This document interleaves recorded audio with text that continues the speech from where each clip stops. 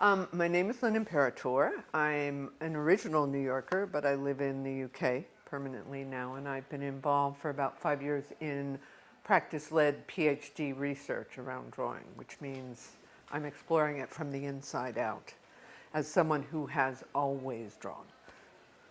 Fantastic. And so what do you use drawing for? What do I use it for? My interest is that I've come to notice that drawing picks up other registers of the visual field and the perceptual field, and that change in the disposition of perception allows other information to come through me and then to be put out into the visible. So my interest is, what else do we bring into the visible besides the resemblance to the thing? Because an interesting drawing is interesting because it has that extra area, like that extra bit of perception. What ways do you find drawing to be indispensable? Wow. I mean, I find out things. For me, sometimes it's similar to writing. I also really enjoy writing. But there's that sense of I don't know what I have to say until I listen to myself thinking in that practice. And drawing is the same way, but it captures a different kind of thought.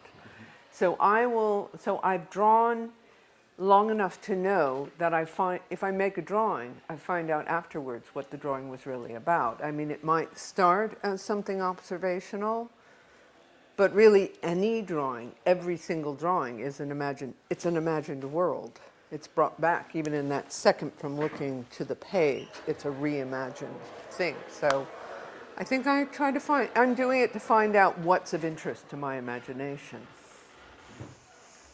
And so, as this community here, how can it advocate action to see this sort of spread beyond people already interested?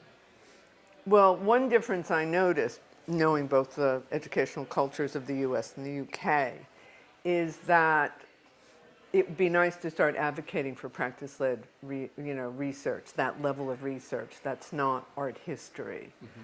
Because people are discovering some inherent value to drawing that isn't just the product, much more of what you can know from the process. So, I mean, I guess I've always advocated for drawing. Drawing is it's a language.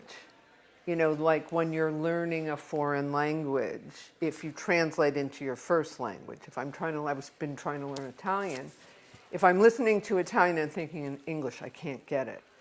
But if I let it wash over me, it's another kind of intelligence. So any kind of expressive, communicative skill set that we develop adds to how broadly we can interpret things.